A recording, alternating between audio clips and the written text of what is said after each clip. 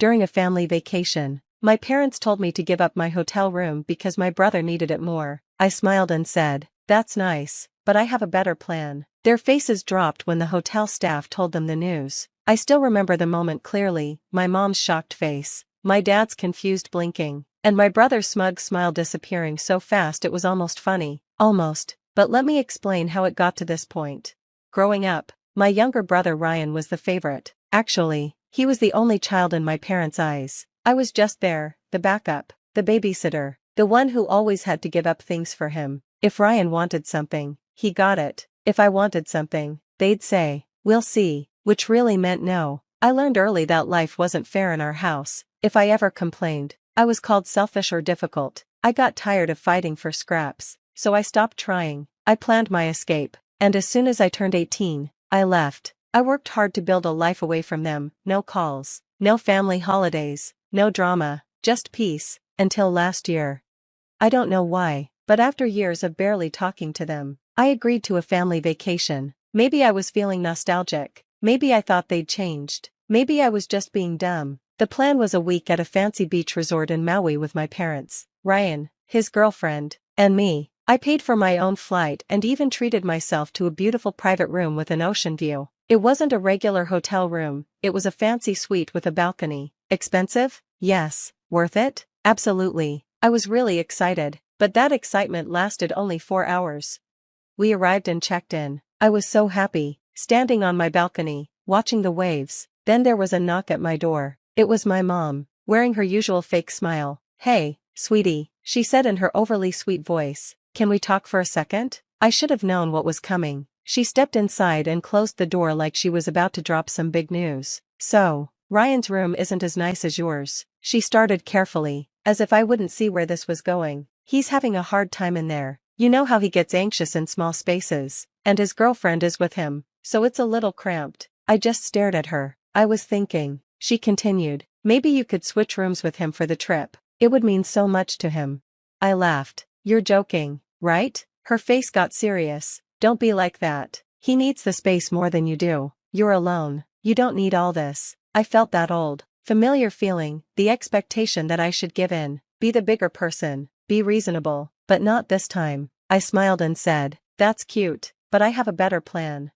She looked confused. "What do you mean?" I grabbed my phone, pulled up my reservation, and showed it to her. "See this? It's my reservation, paid for under my name. That means I decide who stays here, and I choose me." Her mouth opened and closed like a fish. "But he's your brother. Family helps each other." I nodded slowly. "Yeah, they do. But you never helped me, ever. So I guess that rule only applied to me, huh?" She started to argue, but I wasn't done. "You and Dad never cared when I struggled. I worked 3 jobs in college. But Ryan? You paid for his tuition, his apartment, his car. I was eating ramen while you sent him on vacations." She looked away, knowing it was true. "You're 30 now," she said, trying to take control. "You should be over this." I laughed. "Over what? The fact that you only call when you need something? That I'm only family when it's convenient for you?" She huffed. "You're being dramatic." "Am I? Let's test that." I opened the door wide and pointed for her to leave. She stared at me like I was crazy. "You're really saying no?" "I'm really saying no." Her face turned angry. "Fine,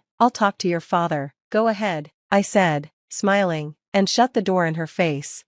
I knew she wasn't done. 15 minutes later, there was another knock. This time, it was my dad. I didn't let him start. "Let me guess," I said. "Mom sent you." "Son, let's be reasonable," he said. I held up my phone. "Want to see the reservation again?" "That's not the point," he said. "Then what is the point?" I asked. "Because it seems like the point is, Ryan wants something. So let's take it from me." He frowned. "He's your brother. You should be willing to." I laughed. "Finish that sentence." "I should be willing to what?" He stayed silent. "That's what I thought," I said. "Now, if you don't mind, I have a vacation to enjoy." I shut the door.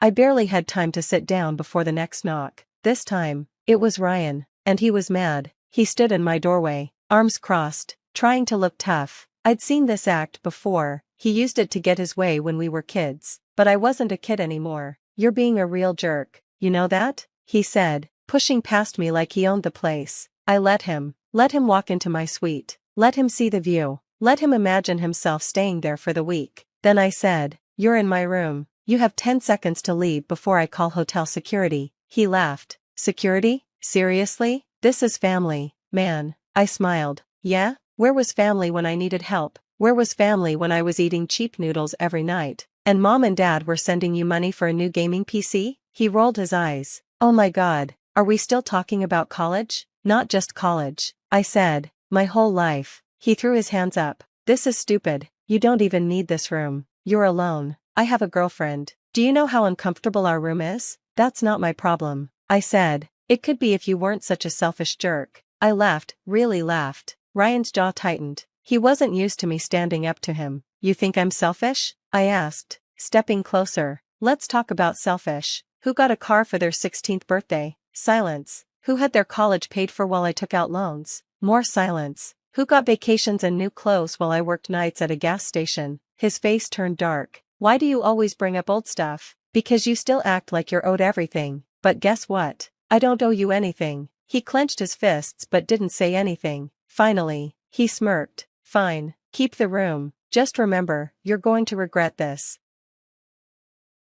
I asked the hotel staff to repeat what they said. "Yes," he said. "Your room was switched to another guest. Your name was moved to a standard room with no balcony."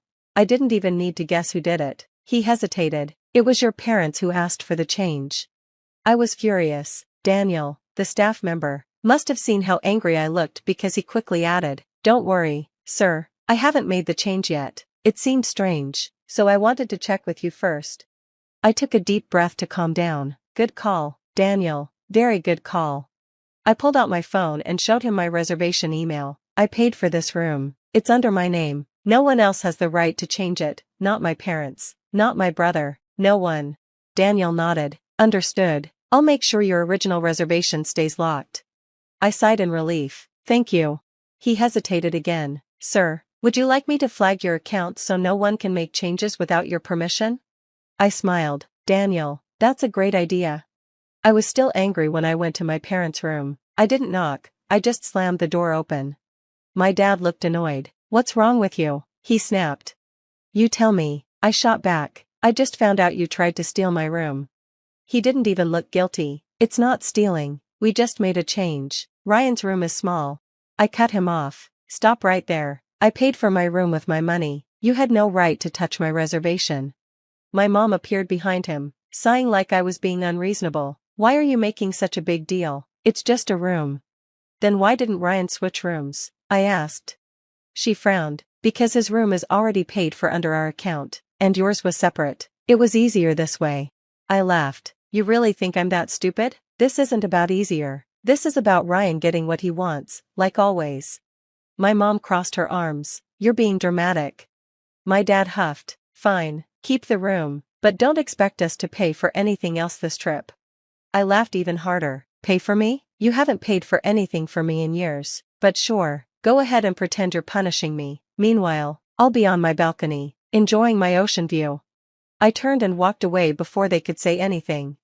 The next few days were tense. Ryan sulked. His girlfriend gave me dirty looks. My parents acted like I had betrayed them, but I didn't care. I spent my days relaxing on the beach, drinking cocktails, and sleeping in the room I paid for. "That's exactly what I wanted," I said calmly. Daniel nodded and made a call. Soon, a security guard took us to a small room with monitors. "Let's check the footage from last night," Mr. Alvarez, the manager, said. The guard rewound the video, and there he was, Ryan, entering my room alone, without a key card. Mr. Alvarez paused the video. "How did he get in?" I frowned. "Good question." The guard rewound further, and we saw it. Ryan was let in by a hotel employee, a short guy in a concierge uniform. He swiped a key card and held the door open for Ryan. My stomach sank. Mr. Alvarez cursed. "That's Miguel. He's worked here for 2 years and never had complaints before." Miguel looked guilty. He said it was his room, but his brother, he glanced at me, was holding the key card. He even offered me 100 to let him in. I laughed. "Wow, Ryan bribing hotel staff. That's a new low, even for you." Ryan rolled his eyes. "Oh, come on, you're making a big deal out of nothing. It was just a little money." "A little?" I snapped. "You stole over 600 from me." My dad turned to Ryan. "You did what?" Ryan clenched his fists. You don't even need it. That was it. I turned to Mr. Alvarez. I want my money back, now. Mr. Alvarez nodded. Miguel, you're suspended. Ryan, if you don't return the money, we'll call the police. Ryan's smug look disappeared. My mom gasped. You wouldn't. Oh, I would, I said, and since this is a fancy resort, they take security very seriously, so unless you want to explain to a judge why you bribed a hotel employee and stole from your brother, I suggest you pay up. Ryan looked at my parents for help. My dad shook his head. You're on your own, kid. My mom's face turned red. She started to speak, but I cut her off. You taught him to be like this, I said coldly. You always let him take from me, but not this time. Silence. Finally, Ryan pulled out his wallet and threw $400 on the table. I didn't touch it. All of it, I said. He clenched his teeth but pulled out another $200 and slammed it down. I smiled, took the money, and stood up. Pleasure doing business with you. Then I turned to Mr. Alvarez. If my family tries to change my reservation again, I want to be notified right away. Understood, he said, and as an apology, we're upgrading you to a VIP package, free spa access, daily room service, and a free sunset cruise. I grinned. Now that's what I like to hear. My parents sat there in silence as I walked out, leaving them to deal with Ryan. The rest of the trip was great. I relaxed while my family sulked in their basic rooms. I got massages, ate lobster, and enjoyed cocktails on a yacht. Ryan avoided me. My parents were cold but didn't push me further. When we flew home, I blocked their numbers. No more second chances. No more being the afterthought. I wasn't their doormat anymore, and it felt amazing. I thought that was the end of it. I had my money, my VIP treatment, and my family was stuck with their mess. But Ryan wasn't done. A week later, I got a notification from my bank. Ryan had reported the money he gave me as fraud. I laughed. He really thought he could steal from me twice. I called the bank, explained everything, and sent them the security footage, screenshots, and the hotel's report. The bank quickly denied his claim. Ryan lost the dispute, and his account was flagged, which ruined his credit score. Since my parents always bailed him out, I wondered how long it would take before he came crawling back for help. Spoiler, not long.